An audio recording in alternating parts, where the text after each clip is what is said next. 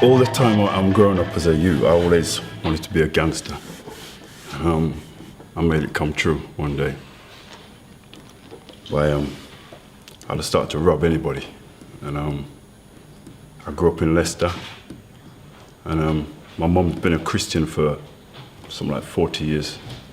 She's always prayed for me all the time. She's cried so much high water. But I remember when I was young, I wanted to join the army because I love guns. And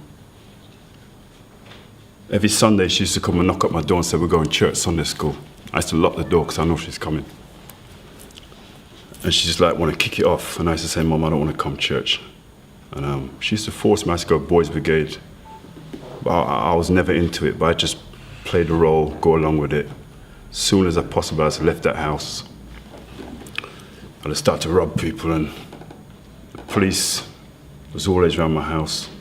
I used to rob anybody, my family, and always fighting my dad. And I seen Jamaican people come to England and they had rastas, and I thought, wow, let me try some of this thing because they look like they're crazy. So I started to grow locks. My dad pushed me through the double glazing, and that's the time I really left house and had my locks, living in a country place, if you know Leicester, like near Birmingham. And I knew that London was a real action, where London's a proper action. So one day I went into one Indian shop and they sell diamond rings in there. And I remember going into the shop and I looked at the Indian lady and she had this thing where you lock the door underneath the counter. So I went in there with my friend and I told her I want to look at one diamond ring. So when she took it, I was looking at it, I looked at the door and I waited for the next customer to come and I was out that door. And they locked one of my friends in the shop. And because I was well known in that town, the police told them, look, we know it's Keith, we want to see him. So about 4 o'clock in the morning, I got on a milk float. If you know, the milk float leads from the country to come London, King's Cross. I jumped and hid between the milk. And I came to London and I thought, wow, what a place, man, all the lights, everything. I want to start proper robbery here now, man. So,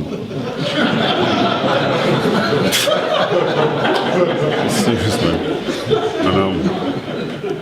And first place, I had a friend from, I think he come from Sheffield or somewhere, but he was living in London a long time. And I phoned him, he was living in Hackney, Nesbitt House, Hackney Marshes. So I went round there, stayed around his house. I went into all the pool rooms, I see how the people was like, doing all their hustling. So I started to con all of them. Tell him I've got stuff to sell, taking the money, never see me again. I had a couple of fights, a couple of people see me, chop after me, and I thought it was just fun. So I got a girlfriend. After they couldn't take me no more around there, I moved to Frinzy Park. I got this girl and she liked me, so I moved in her house around Frinzy Park, started the same thing again. And I thought that's boring now, I want to do some bigger things. So that time, I think in the 80s, early 90s, there was a Jamaican guy called Rankin Dread, if you heard about him, yeah? Them time I had locks, so I looked a bit like him, and I always thought, yeah, I love yardies because they're crazy. And I joined up with that posse, and I had to start speaking a bit of Jamaican, and yeah man, it's somebody with them. I got in with them, but because you're English, they don't really trust you to that still. But with my skills, they're kind of like, they love my skills. Because I wasn't really scared of nobody, and I love guns, like I told you. And I used to do daring robberies. And we used to sell all the crack cocaine. You see, you talked about Macefield Estate? We started it. Yeah, we started at Macefield Estate. We started all the front lines, Stoke Newington, Ladbroke Grove, Brixton, who was there with all the notorious criminals in the beginning, like Andy, you know, Andy, they shot him in his place around.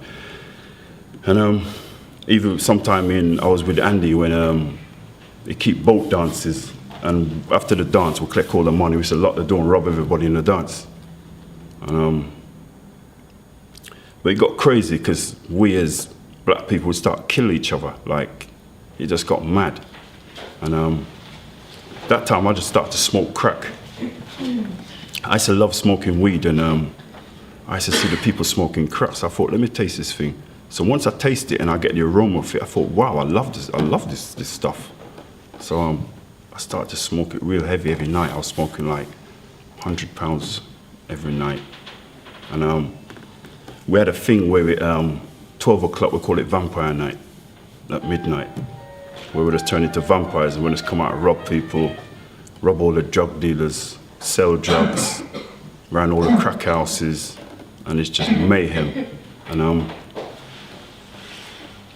after a while, I kind of like to think this life is a bit crazy. It's not, you know, it's not as good as it really made out to be, but I still liked it.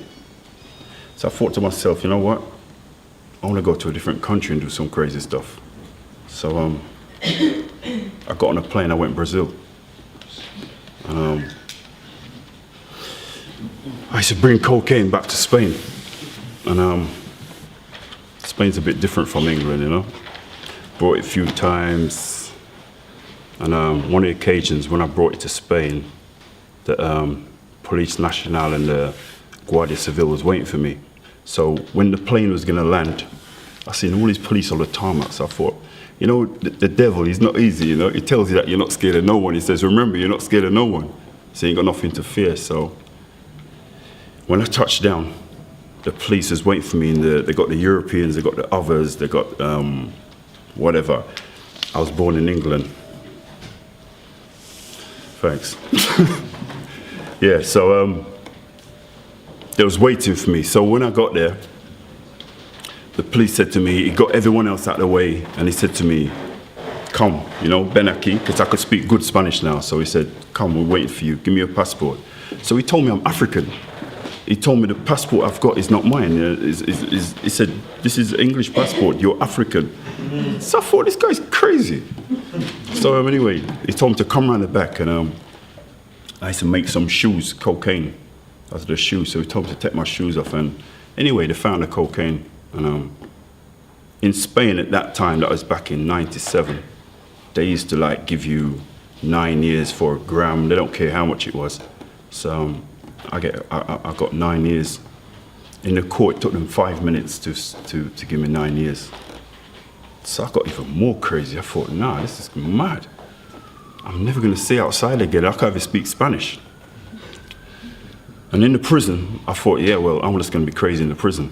So I just started to give them the most trouble in the prison, and they kept asking me if I'm American, because Spain's a bit stupid. I'm sorry if any Spanish people say, I don't mean it like that, but from you got a bald head or something like that, that's if you're American or something like that, you know? So I just started to be crazy, and I refused to speak Spanish, but everything they said to you was in Spanish. So after a while, I had to learn Spanish, you know? And that guy, Kenny Noy, yeah, Kenny Noy, he came into prison that time when I was in there. He came in there, and John Palmer. So I linked up with all the English mobsters in there, and there's so much criminals in those prisons. They got all the Colombians, they got all the big drug dealers. So I thought, wow, I love this prison, man. This is like, you know what I mean? So I thought, yeah, when I come out of this prison, I'm gonna be even a bigger gangster now. So yeah, I was taking all the numbers from the guys and saying, yeah, when I come back to England, all them saying, yeah, they want to come to England and bring drugs. So I was getting all happy. I couldn't wait to come out. So I was in there, and I was on my bed one night, laying down, and something attacked me. And I was thinking, you know, it was like choking me. And I was thinking, what is this? I was like saying, get off me, get off me, get off me. When I opened my eyes, there wasn't nobody there, just me. And I thought, what is this? What was that, man? Like a demonic spirit was on me. So I was worrying about this thing all the time. So that's never happened to me before. And I used to phone my mum regular, and my mum never stopped praying. Even though I was in prison, my mum always loved me the same way. And by the way, my mum's nearly 90.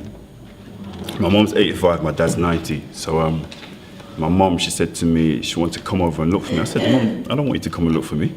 You know what I mean? You're too old. Plus, you're going to embarrass me and start praying in the church. You know what I mean? You know, because back in the day, in '91, I remember I was they raided a crack house and they locked me up, and my mum came there with the whole church.